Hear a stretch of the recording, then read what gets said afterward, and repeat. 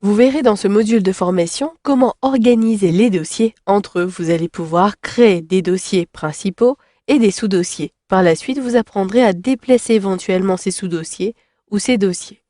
Ici, dans mon espace SkyDrive, je désire archiver certains documents et images. Je vais donc créer un dossier d'archives et pour organiser mes archives, je vais créer des archives par année, puis ensuite par catégorie, par type de document. Il me suffit donc de sélectionner le menu Créer qui apparaît en haut à gauche. Je vais ainsi pouvoir créer mon premier dossier des archives.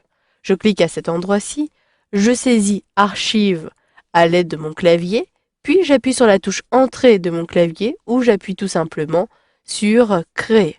Au bout d'un instant, vous le voyez, mon dossier des archives a bien été créé. Pour créer des sous-dossiers, vous allez devoir ouvrir le dossier en question. Je vais ensuite sélectionner le menu Créer comme précédemment et je choisis ici, cette fois-ci, des archives pour l'année 2011. Puis j'appuie sur la touche Entrée de mon clavier, je crée l'archive 2012 et éventuellement je peux préparer l'archive ici 2013.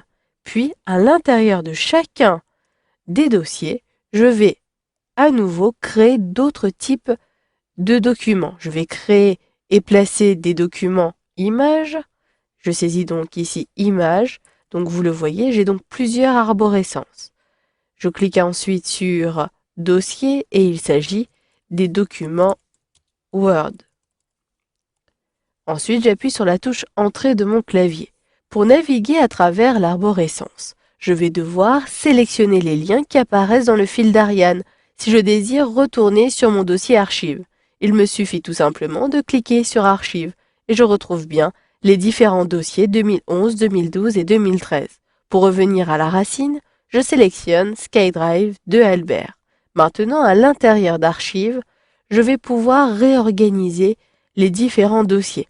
En réalité, documents Word et images, je désire les positionner dans les archives 2011 et même à la racine dans Archives.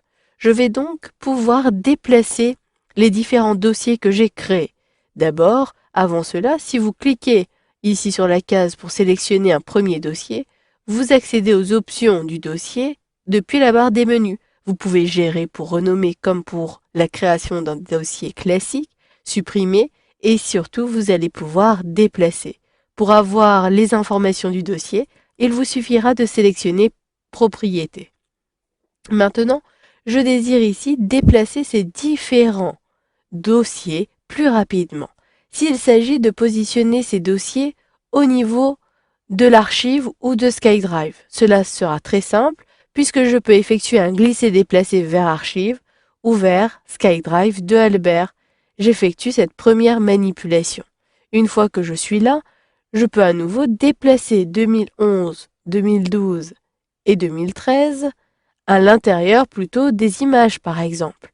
À ce moment-là, soit j'effectue un glisser-déplacer vers le dossier des images, soit je clique droit où j'utilise les outils depuis les 3 points qui apparaissent dans la barre des menus.